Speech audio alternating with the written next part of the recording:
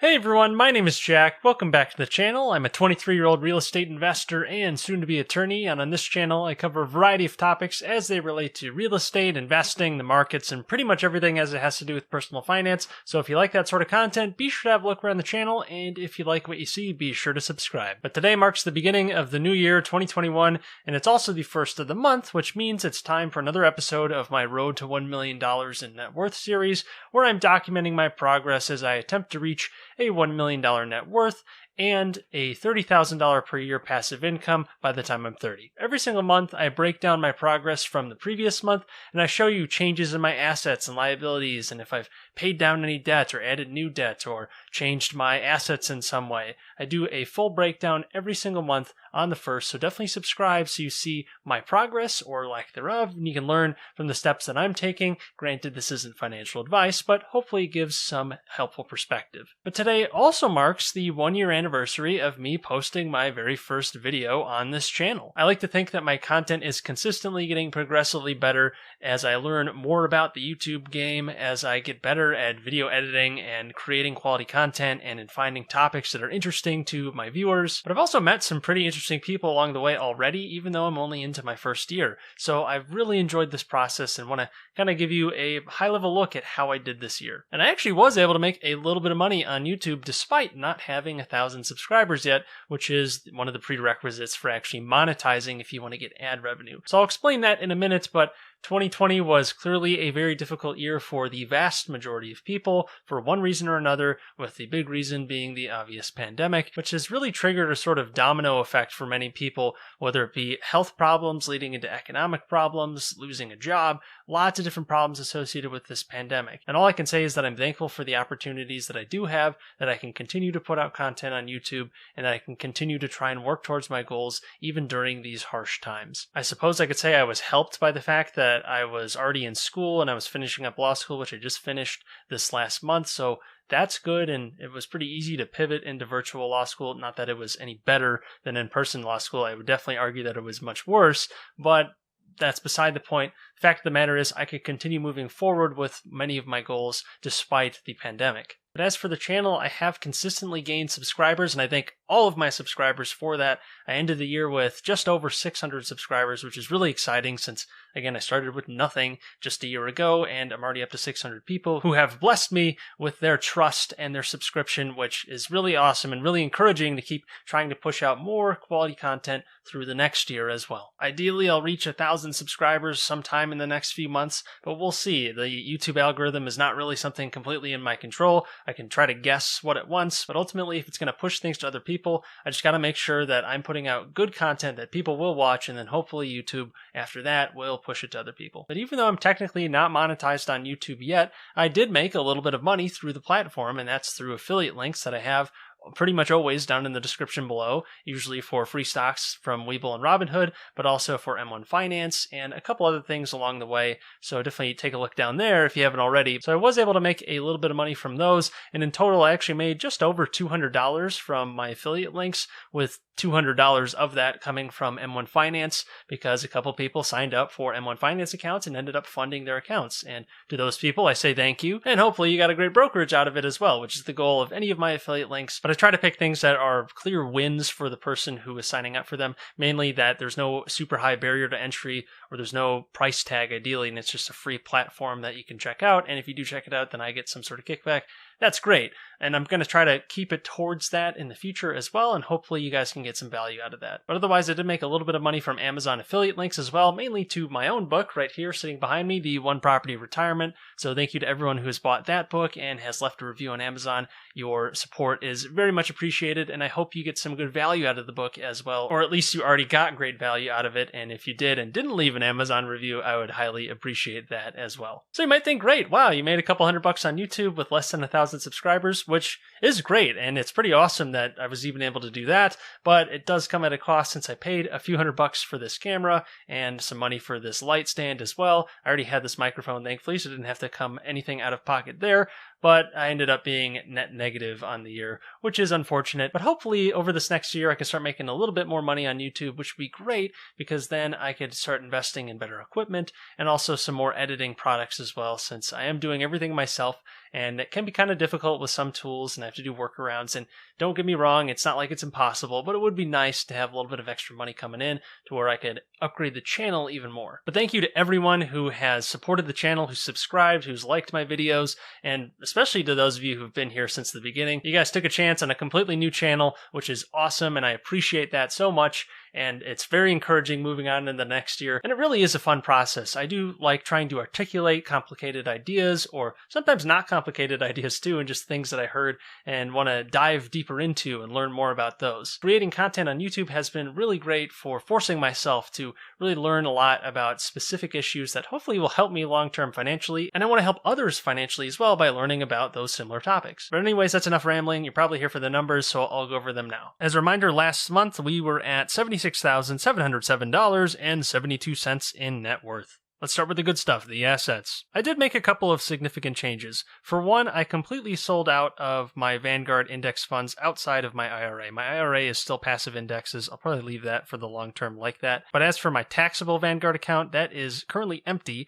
and that was moved into M1 Finance to invest in some other opportunities. I really am skeptical of a lot of passive indexes, at least in the US right now. Things are just very, very expensive, and I just don't see them being worth the risk right now, and I'd rather move that money into things that I think are slightly lower risk with some higher upside potential as well. Of course, I could be wrong, but I really want to be confident in what I'm investing in, and I just can't say I'm confident investing in such a highly priced index like the S&P 500 right now. Our cash position remains relatively the same. Keep in mind that I do have the ability to draw on a lot of my M1 Finance money by using a margin loan, so if I needed money quickly, I can do that.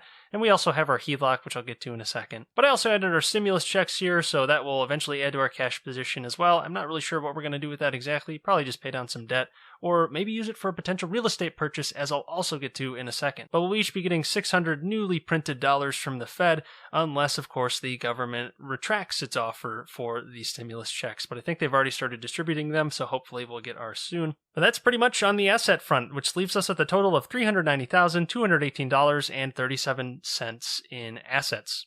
And now onto the liabilities. Let's add some more student loans into the mix. We're now at a $109,000 balance, which certainly is a bit unnerving, but it is slightly reassuring that we will be a dual income family at some point. I just finished law school. Emily Ann will finish her grad program in the next year or so. So we're almost there, and then we'll be finally done adding to this pile, and it'll be time to get rid of it promptly. We still have a few more academic quarters to get through, so we have to be careful, and we got to keep that in mind. That is not going to go away on its own. Unless, of course, the government waves a magic wand, but I've already explained my thoughts on that program on this channel before. I did use a small amount of margin on M1 Finance to make a purchase recently, and I'll be paying that off promptly. Otherwise, things remain relatively unchanged. We can still pull about $50,000 from a HELOC, which we could use in a pinch if we want to cover a down payment or something if a good opportunity arises. We're able to pull about $20,000 to $25,000 in margin from M1 Finance if we need it, and that's at 2% interest, so that adds some nice flexibility without having to sell off everything in the account. But in total, that leaves us with $318,730.75 in liabilities, which means our net worth has decreased back down to $71,487.62, which is a total loss of $5,220.10, essentially negating the progress we made last month. Our debt ratio has increased back up to 81.68%, and our monthly passive income is currently still $350 per month. Now, you might take a look at my net worth graph and think, how on earth could you possibly reach $1 million if you've just been basically treading water for the last year? You're not making any real progress. In fact, I lost, I think, $10,000 in net worth over this past year. But the thing is, the reason this happened over the last year is because we added a ton of student loans, mainly because of my wife's grad program, but also because both of us are working part-time as we're finishing up school. I have the bar exam to still get through, so that's limiting my income a lot, and my wife's full-time at a pretty difficult grad program, so that takes away a lot of her ability to make money in the short term. So considering that, the fact that we've only lost about $10,000 in net worth is pretty great, since we went through a lot of tuition and added a lot of student loans to the mix, yet we still were able to subsist. I'll be starting at a large law firm in March after I finish the bar exam, which will be great, not only because I won't have to waste all this time studying for the bar. I shouldn't call it a waste, but it is very draining when I know I want to be a real estate attorney, but I have to study all these different areas of law. That's a rant for another day. But I'll finally have a lot more of my time unlocked so I can start making more significant income. And I'll eventually start full-time sometime by the fall, in which I'll have a full-time salary as an attorney, which will be much better than a part-time salary as essentially a blog writer and amateur YouTuber. But in the meantime, because of how we have our money positioned,